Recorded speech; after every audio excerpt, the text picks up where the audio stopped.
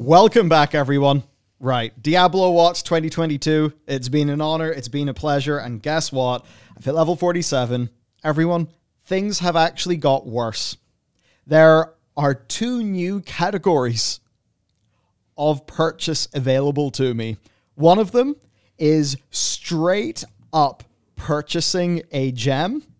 The price that they have put this at, Matt, I had a double take when I first saw it. And man, we have got some stuff to take you through. And also a little bit of another analysis, because one of the things we focused on thus far is kind of like the big headline number of, oh, technically you could buy this many crests. But today what we're now able to do, because I've been playing a lot of the game, is we're now able to talk you through what the sort of average microtransaction engaging player is actually expected to pay for this game on a regular ongoing basis. And of course now I have seen, I've seen the thin end of the wedge. I'm now seeing the thicker parts of the wedge as they really try to ram this monetization into the game. Now, I've been doing a pretty bad job because this video is actually brought to you by The Pale Beyond.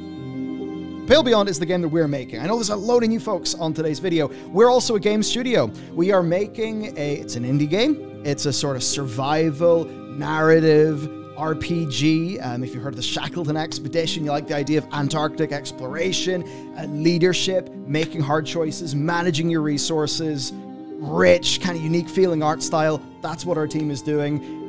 2022 is the target release date. There's going to be more stuff coming up.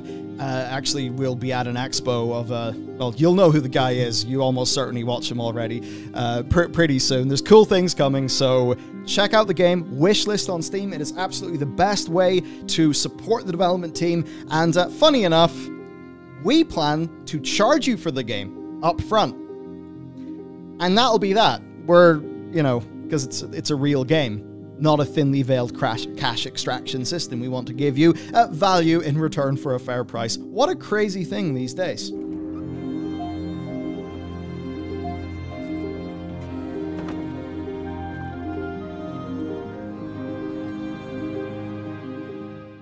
Okay, Matt, let's hop over to my iPad. Let's show everyone. Here he is, Bellular wailing. This is my character in Diablo Immortal. And I want to talk you guys through some of the things that started to happen last night. So we're, of course, going to open the menu up. We're going to go to the in-game shop. Now, obviously, we're met with our 800% extra value. But there's 2 new things that I have to talk you through. The first one, everyone, is an exciting new service. Right, so we got the Battle Pass. I thought to myself when I'm playing the game, right, I'll get, because it's a totally free game, so I'll just get their $4.99 Battle Pass. We'll see how the game feels at this kind of level of purchase that's very much not whaling, but is very much a user paying for a game with the expectation of some form of ongoing service, right? Decent use of that with the likes of World of Warcraft.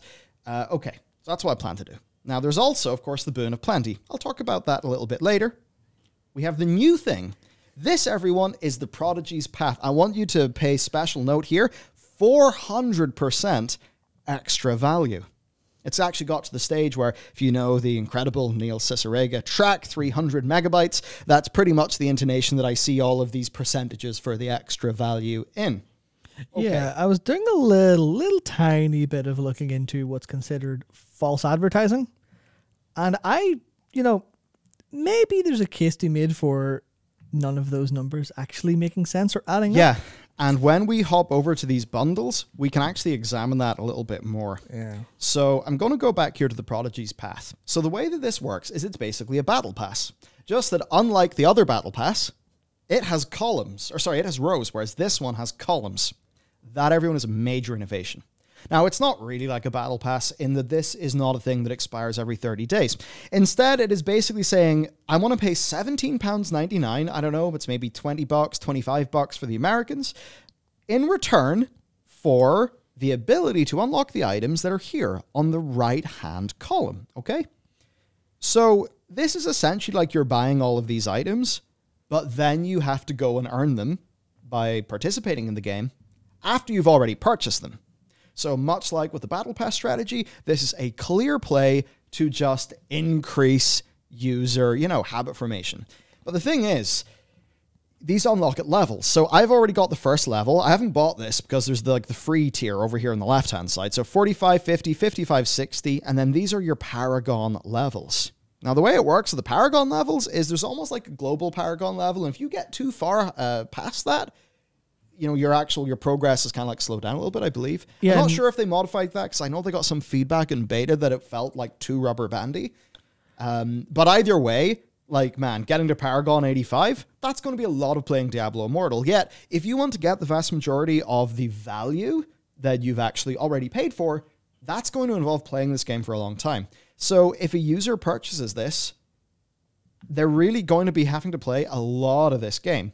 But obviously, they are positioning this as a high-value purchase. And remember, this might seem crazy to you as somebody who's just watching this video fresh, who's not played loads of Immortal, but for the intended audience, this is already after the thin, and then less thin, and then less thin ends of the wedge have been rammed in, and they've already made their first purchase. And we'll go through that strategy with you very shortly.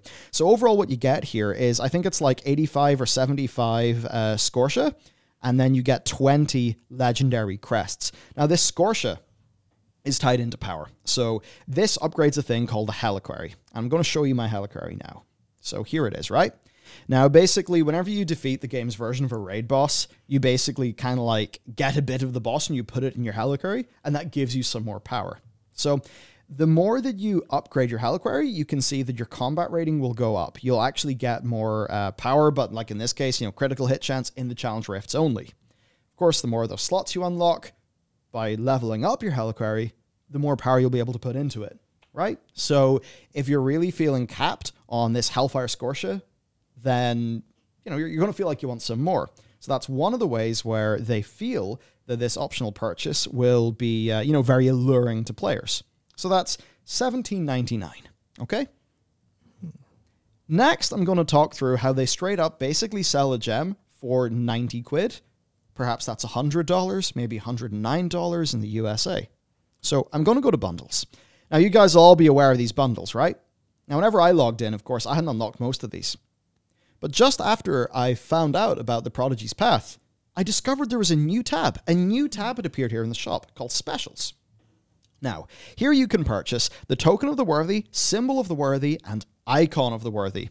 170, 140, and 105% value, respectively. Now, why would we be spending this amount of money? So let's take a look at the basic one, right? This one-time purchase allows you to upgrade the Blessing of the Worthy Legendary Gem to rank 2, 2 out of 5 stars. Now, this is an important thing for you to understand. Certain legendary gems are only 1 star. Certain ones are only 2 star. Generally, those are the ones that you access with rare crests, as in free-to-play. The best gems in the game can go all the way up to 5 stars. They might drop at a 3 star, a 4 star, or maybe, if you're extremely lucky, a 5 star. So here we can see 3 legendary crests that's valued at roughly for us, like, you know, £6. A little bit less if you purchased the orbs used to purchase crests, like in a large bulk. But roughly, let's just say that's like a £5 worth. You then get Blessing of the Worthy rank 1. Now, this is where it's confusing because this, everyone, is a rank 1, 2 star out of 5 star legendary gem. So this lets you get this Blessing of the Worthy gem here and then upgrade it to rank 2. And at rank 2, it increases your damage to 14, the damage of this to 14%. And that's for $22.99. Might be $25, maybe $26, $27.99, something like that for you guys in the States.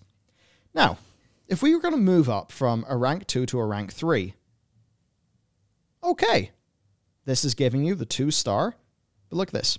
One-time purchase together with the Token of the Worthy allows you to upgrade the Blessing of the Worthy Legendary Gem to rank 3, 2 out of 5 stars. Now look at this. This one-time purchase together with the Token of the Worthy. This is the Token of the Worthy. Oh, so these... Yeah, because you see, okay, I believe the way it works is like, you know, you're sort of putting the you know, that into that, maybe? Yeah, so to get it to rank 3 from rank 2, you need to put another Blessing of the Worthy and the extra 75 gem power in. So it is like a tiered upgrade. I'm not buying this shit to find out, but yeah, certainly... no, that is how it works, yeah, because you need to put the same gems in. Man. Yeah. Look at this. Read this. Yeah. This one-time purchase, together with the token and symbol of the worthy, allows you to upgrade the Blessing of the Worthy legendary gem to rank 4, 3 out of 5 stars. Yeah, because that one sells you a 3 out of 5, right? Yeah. So this one. So this one gives you a rank 2 and 50 of that to upgrade. This gives you a rank 2 and 75 to upgrade. So I guess the 2 2s turn into a 3. In terms of a rank, yes. But then the last one gives you the 3 out of 5 star gem, which is substantially more powerful. You funnel them all into that 3 out of 5, and then it becomes a rank 4 3 out of 5. So this is like a kind of tiered upgrade system where you buy the 23 quid, then it's like, oh, do you want more power? Well, more power will come at the 30.99. Then, if you want the biggest one, if you want to turn that gem that's doing a great job for you into something substantially better, throw it into the 90 quid. So, dude, this is basically £140. That's like 160, 170, $180, depending on exchange rate. Yeah. And if you're to kind of look at like the power here, I mean, there's the rank 3, or sorry, the rank 2. Resonance, 30, 12 combat rating. And if you look at the green numbers, it's 20, 12, and 20. Yeah. And if you look over here, with the rank 3, it'll be the same. Resonance 60, 18, and then as you're upgrading that, you're getting that text to be better. Yeah, so that is in terms of the resonance, which directly increases the HP and life that you get from HP and damage you get from items. That is literally twice as strong. Like there's literally my resonance 150 coming from the gems that I've acquired. Yeah. So you could get, if you wanted to spend 150 quid, you get an extra 60 resonance. No, it would be more than that because it's 60 resonance and then you upgrade it to rank 4. Yeah. So, like, is that not fucking dastardly, everyone? That's crazy stuff. But I want to talk more about the bundles because initially we were joking, like, oh, look at this, 89 pence, 800% value. Everyone, I've unlocked more. So here's the deal. You got the beginner's pack, 89p. Comes with 60 orbs and this. Now, what's weird is this says 800% value. Well, 89 pence is the cost of 600 eternal orbs in the store regularly. So they've basically added in the Inferno within weapon. And said it's worth 89 quid, yeah. And just said it's worth that, right? They've invented that out of thin air. Now, this is obviously, so somebody thinks, wow, this is an incredible deal. Holy 800%. This is the thinnest end of the wedge. One of the first microtransactions of the game shows you. Yeah, okay? It'll show it to you at the exact same time it opens the shop and shows you the free daily reward that you claim right beside it that's free. Yeah. And then very shortly after, we have the Mad King's Breach Trove. Also 89 pence. Now, this happens after the game has introduced you to the legendary crests and stuff. So this gives you 60 more orbs, a legendary crest, 2 crests, and the pile of gems. What's funny is, to any player, this is way higher value than the previous one, just because of these crests. So we move from 89 pence then. So you've done an 89 pence, and then the game educates you in the value of the legendary crest, the crest, and the gems. And then it gives you a bunch of those for 89p. That is a deal in this game's economy. Then we have the Forgotten Tower Trove. 120 eternal orbs, which, in combination with the orbs from the previous ones, will let you buy like more stuff. 1 legendary crest, 5 rare crests, because at this point of the game, you're kind of wanting more rare crests because you want to do more greater rifts. And then 12, and then the gems, right? For 179. Then we move from 179 to 449, right? It's accelerating. This is 2, 4, and then a whole bunch of gems, 300 eternal orbs. We move from 499 then up to 599, 3 legendary crests, 24 crests, 420 eternal orbs. Then we are hitting 899 for 600 eternal orbs, 7 legendary crests. And then, of course, after they have educated us, the player, on the value of Scoria, another 12 of those. And that's all I've unlocked so far. But here's the deal. If I go and I show you the game map, then, roughly, actually, no, the easiest way to do this would be to open up the codex for you and then to go to activities. And I think here we can see there's the Legacy of the Pit of Anguish. I'm trying to just work out how many more of like these like dungeons exist. But at the very least, for zones in the game, I have still... I've done this mount place. I've got the Frozen Tundra. Oh. Am I? You're almost done. I'm only level 47. Okay, I guess there's a lot of grinding. And people do say, like, for me, like, man, it does slow down. Now, I try to do like a little bit of maths. Here's what's really handy about doing all this in the iPad. I can just bring up our stuff from Notion there. So, yeah, the Prodigy's path then is 1799. Oh, yeah, also the gem power. So the gem power, just to remind you, is what you are getting inside. Special bundles, yeah. Like Neo moving this thing. Yeah, like 100 of these like gem power, right? So when you're actually using gem power to do upgrades, a 1-star gem is worth 1 gem power. A 2 out of 2 is worth 4 gem power. A 2 out of 5 is worth 32 gem power. And it's the 2 out of 5 that is the type of gem you're getting from a legendary crest. So in terms of how the game economy actually values those, it's so much more than the ones you'll be more typically getting from the rare crests. Again, just showing what this is like. It is the best way to put it is basically a full class system in terms of progression speed there. And it's very clearly designed where if you get a legendary crest rather, you could, get 32 gem power for a gem as opposed to 4. And 4 is, as you've seen, whenever you look at like the rank 4 and how much gem power it was giving you for those rank 4 gems at the 90 quid bundle, it takes a lot of gem power to get this stuff up. It does. It takes a lot. So if we're going to do some maths here to add up, right? Yep. So all those special bundles, I think you can really understand now that I've ran you through it, how it is quite literally a price and value wedge that's just kind of, going in to make people be more okay with these purchases. And we're going to do a sort of video there. We just want to take you through Torolf Jernstrom, some of his notorious turning players into payers presentation. And we basically want to show you him displaying you a tactic and then the Diablo Immortal equivalent, because it's vitally important that we protect the medium that is video games in the Western market from these practices. It is of vital importance. I don't want to be too high and mighty, but in a way I do see it as my duty as a gamer with some sort of platform or audience that we stridently push back against this. So special bundles, if you add all these up, that's £23 and 4 pence. The basic battle pass, £4.99. Do note, though, you can purchase Battle Pass ranks for 150 orbs. Now, 60 orbs is 89 pence. 315 orbs is 4.49. So basically, unless you're doing massive bulk purchases, it's like £2 to advance a rank in the Battle Pass. You then got the Boon of Plenty. That's $8.99 for 30 days. Now, remember, with the Boon of Plenty, that's basically you purchasing an additional daily login bonus. If you do not choose to log in a day, it's gone.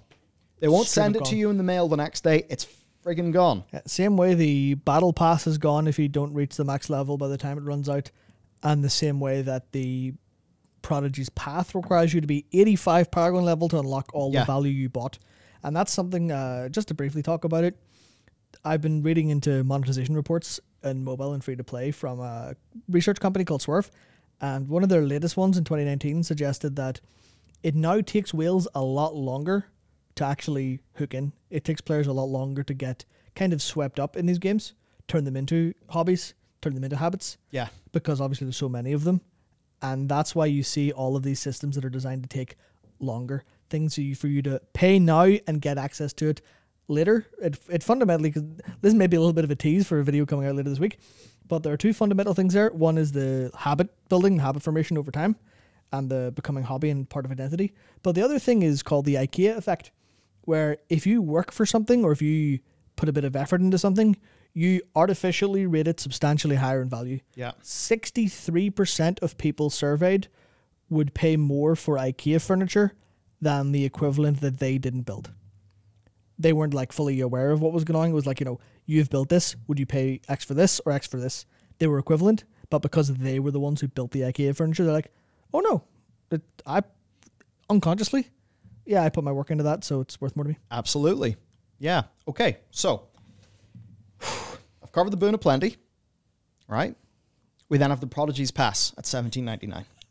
So what I want to talk about is the person who's not just dropping, 500 quid on a bunch of legendary crests, just straight up bought with gems. You are looking, by the time I'm level 47, somebody could be spending up to £55 and 1 pence. Diablo 4 will probably cost in and around that and be a premium game with no pay to win. It will, of course, have hope. Yeah, it will, of course, have microtransactions. That's already been hard confirmed, but they will be more standard in terms of mounts and pets, cosmetic and stuff. And the thing that gets me is like people talking about, oh, but it's, you know, whatever, it's just a mobile game. Sure, it's Blizzard, but it's a mobile game. Listen, Halo Infinite does a battle pass, but Microsoft recognized, I mean, they've messed up a lot, but they at least recognized, okay, Halo's a premium product. It feels really scummy if we have an expiring battle pass that users just straight up lose. They recognize that at least. Oh, man. So 55 quid to add all of that up. That's, of course, not even counting the, 140 quid or whatever it is to get that gem that they just now can you friggin' buy. Here, the most recent Icon of the Worthy for $89.99. Now, one of the things, too, you know all those big headlines we've talked about, the 100 grand, the 220 grand? Somebody even told me 1.6 million. I'm not sure about that exactly, but wow. Those things kind of exist to make these seem high value, to basically lower the floor. That's a process called anchoring, where if you think something's worth a lot, or if the first value you see is very high, the next value will seem lower by comparison. And that works really, really, really well. And everyone knows it works really well, so they use it all the time. Yeah. It's wild. Another thing, like clans, they cost 3,000 platinum. 5,000 platinum costs 500 orbs, which is basically you need to do the $8.99 orb purchase for that. And how many does that leave you with overall then? Let me double check for you.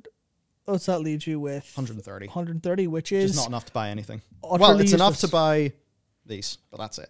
Yeah. Now, there is just another funny little thing. It's not really worth me taking you sort of that deeply into, because how much fun you're having. The market hasn't stabilized yet, and I want to do a video on this when it's maybe a week has passed or something. So legendary gem, let's go for the market board. Let's just take the bottled hope. Oh dear, I have 5% battery. There's like a 2-star and a 3-star.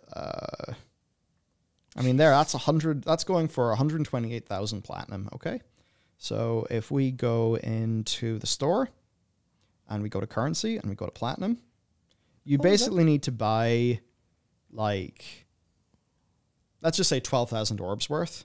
Yeah. Okay, 12,000 orbs. You basically have to buy this twice, so nearly 200 quid to just straight up buy that gem, because they've also just basically made the Diablo 3 market thing. Just that it's all 100% driven by currency. Now, platinum you can earn in-game, but you ain't earning enough to buy those expensive high-ticket items. So basically, that's what I wanted to show you. The plot thickened as I was playing the game last night, and I think really it was the gall of them selling the gem in that manner. That is what convinced me to make this video. It's what convinced me that it's important to make this video. That's the sort of thing that's only happened after, the game is trying to educate you on the value of these gems, trying to get you to upgrade your gems, do stuff with your gems. And it is a real pity, because the gem system's fun. The actual gem effects are cool. They're a really fun part of building your character, between the gems, the sets that you're wearing, the skills. That is awesome. Yeah. But the way they've done it with the upgrades and the resonance has made it a total pay-to-win disaster. And the way that stuff, like the gears capped in PvP, but the stuff that comes from the parts of the gems, with the resonance and stuff, isn't, means that is totally just a situation where they want whale v whale, one-upping each other constantly. Yep, which is, Torolf Jernstrom, someone kind of got famous a couple of years ago for a specific talk he gave that was just full mask off. Here's how you turn people into whales. He opened with a joke. What was it? It was, what happens when a Arab sheikh and an oil baron get into a fight? Who wins?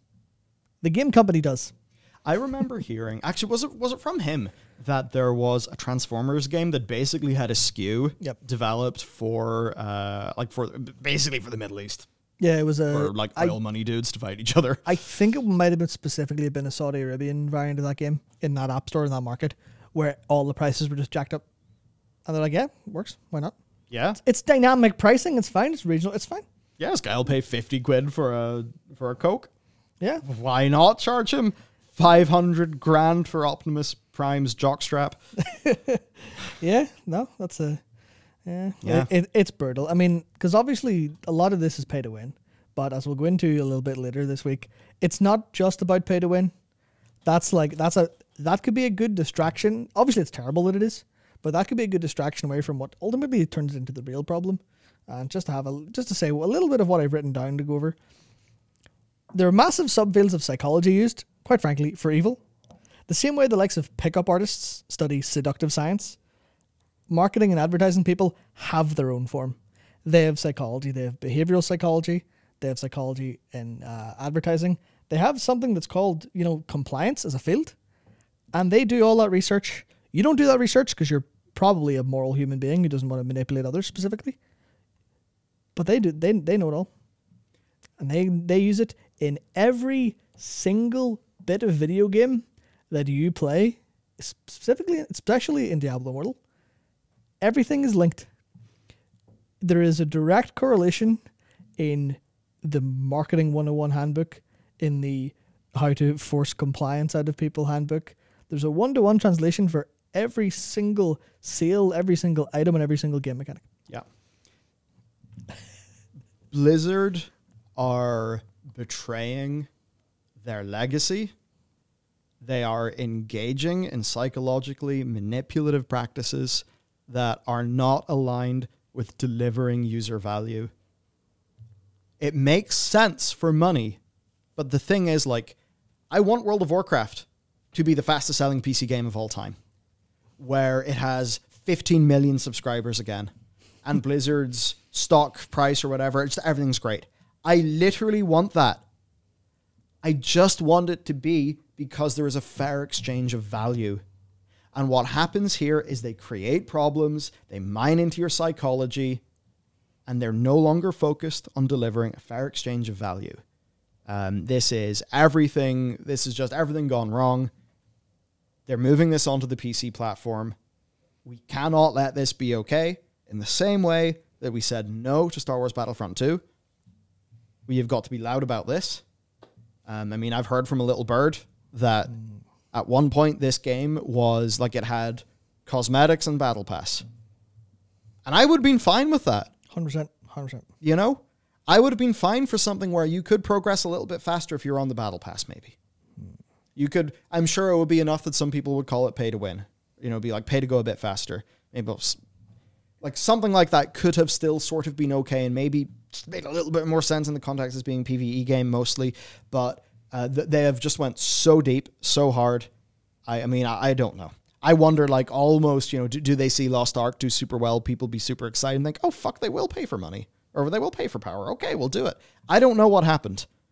But you would have expected Blizzard to have their entry into this mobile market be one that reflects their heritage, their legacy of quality, of value, of fair play, of every voice matters. The company tenets. And I just don't think every voice matters is compatible with a game that is monetized in this way, because very clearly some voices are worth a hell of a lot more to others. And it's like that. Yeah, in World of Warcraft, someone will be worth more because they buy a bunch of WoW token, they buy a store mount. But it's a hell of a lot closer than it's going to be than with the intended monetization of this game. It's bad stuff. That's why we're calling it out. That's why as soon as I see a new thing, if I see them go lower, we're going to be on here talking about it, helping to educate the gaming public on what's actually going on. I think some people need to take the hit, and it's just good people know. It's important people know. Yeah, that's the thing. When they're bad actors, all you can do is arm yourself against them. And in this case, it's understanding how these games are literally trying to force you to do things without you being fully aware of it. Yeah, I guess there's another sort of little birdie I've heard of people who literally of an individual who works on free-to-play monetization, I believe on this game, who thinks it's a bit much. Honestly, that's kind of wild. I can't imagine looking at this and going, it's fine. Unless you were unless you were stupid or just so tremendously evil, you'd have no empathy. That's what I feel like. I think to say evil would be to ascribe intent. Yeah. But I think what ultimately happens, the way that like the economic, incentives are, is it's just people doing their jobs, doing their best. Yeah. But it's the unpriced externalities. Because from their perspective, it's like, well, this game had a budget of 40 or 50 million. This is how we get that budget back. It has to be a successful game. That's why we're making it. But equally, I know of projects that got canned at Blizzard of things that didn't happen because the Bobster said no. The Bobster said no because they were chasing what would make the true money. We know via Jason Schreier and other people's reporting, via sources at the company, that like that's why Warcraft 3 Reforged didn't get resources. I mean, StarCraft 2. Even, I remember 3 years ago, an individual in a slice of that community basically was like, hey, Michael, StarCraft 2 has awesome numbers, awesome player numbers. And at the time, it's because I was worried they were going to kill my baby because I love StarCraft 2. It's one of my favorite games of all time. I love StarCraft. Like, that's Blizzard. I love it. And I actually, now this is like 2 or 3 year old information, but at the time it was doing better than Heroes. It was super healthy. But it dies. Yeah. Because it's never going to compete with this. Because people will just buy this. In my initial tweet about it being abhorrent and shameful, a bunch of, crypto bros, like I know because they all have like Web3 in their bios and, .eth, as their like the little prefix or suffix even of their Twitter handles. And they were just being like, oh, I can't believe that as a game developer and, person in the industry that you don't understand this. Like, bro, of course I fucking understand this. It's just problem. You are some landed super rich mofo who is just coming in here. I mean, it is just legit a privilege thing in a way. It's like, yeah, this is nothing to you. And you think that you are just getting the accelerated experience because you are putting in an outsized amount of work in your personal life. Therefore, you're getting outsized compensation.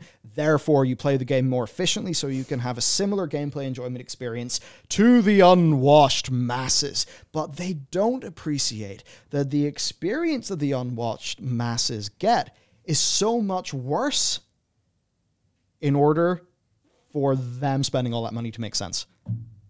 Because they were talking about, we don't have time to play this game for thousands of hours. If the game's well designed, you shouldn't have to grind it for thousands of hours. You have to ask, why have they made the grind that way? Again, people struggle with first principles thinking. It's insane.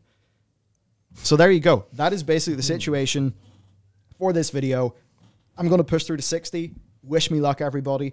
If you want to support what our team is doing, we have a video game. It's being published by Fellow Traveler, who are being an awesome publisher. Do you like, the Arctic? Not literally set in the Arctic. We kind of want the creative freedom of not being on Earth. But hey, expeditions, leadership, hard choices. Let me tell you, if you watched the trailer for the game, or if you've played the demo that came out during Ludinaricon, I think we may have a demo going up soon again. Not 100% sure. Man, shit gets so much more hardcore after that demo. That demo is the false sense of security. Choices matter. And that's just the thing. We want to make like a good old-fashioned indie game that's really, I think, what games should be. Because when I think about the games that I look up to and respect, it's like the Disco Elysiums and even the Star Wars Jedi Fallen Orders. Oh yeah, of course. It's the true games that are like, hey, we've made a slice of game. Would you enjoy this slice of game? That's what we want to make. So if you want to support what we're doing, the best way to do that is to wishlist us on Steam. The Steam wishlists are actually a pretty damn important thing in indie development because just like there is an algorithm up there somewhere that me and Matt have to please for this channel. The algorithm. That's it. There is an algorithm made by Gabe's Top Squad that does, of course, have to be appeased on Steam. Which is one of the positives of Steam, because Steam can realize, oh, that game has a bit of buzz. People are actually enjoying that. How about we show this game to people who play games like the people who've wishlisted it, because maybe they'd enjoy it. And as a developer, that's one of the awesome ways in which Steam is able to give indies visibility. So help us out with that. If you are genuinely interested in the game, we'd certainly appreciate the support. Yep. And I think from us, come back later in the week there's one small thing I also wanted to talk about, just to highlight, because it's I think it's an important part of what I was going to talk about, like the way psychology is being preyed on in a future video. Gambling. Has anyone been thinking about gambling on Twitch recently? Anyone been thinking about how that seems to have gotten a little bit out of hand? I wonder, could video game monetization be in any way connected? So in the same way that we are probably pissing off all of the industry, what is our next target to take out streamers and basically say, hey, you're being extremely unresponsible and probably promoting gambling to people of an impressionable age who are looking up to you as idols, leveraging your parasocial relationship to harvest up vast quantities of donation money to feed your problem gambling, but also in a way to normalize your problem gambling behavior, especially in video games, in crypto gambling and things like that, in front of a young audience, which probably means, how the hell do you have morals? Yeah, stay tuned next time. Wishlist The Pale Beyond on Steam. We'll see you next time.